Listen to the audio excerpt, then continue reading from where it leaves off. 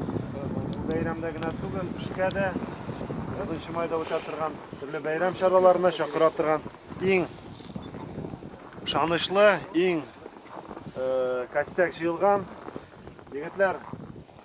Бу көндә үзегезгә генә хас булган бәйрәмегез белән сезне тәбрикләп китәсе килә. Сезгә теләп каласы килә саулык, сәламәтлек, иң кирәклесе гаиләләрегезгә, үзегезгә һәр вакытта да иҗтимагый тормышта актив катнашып, районыбызның көндәлек тормышында ышанычлы егетләр булып, һәр вакытта да сезнең белән берлектә районыбыз өчен, республикабыз өчен, авылларыбыз өчен хезмәт итәргә насыйп булсын.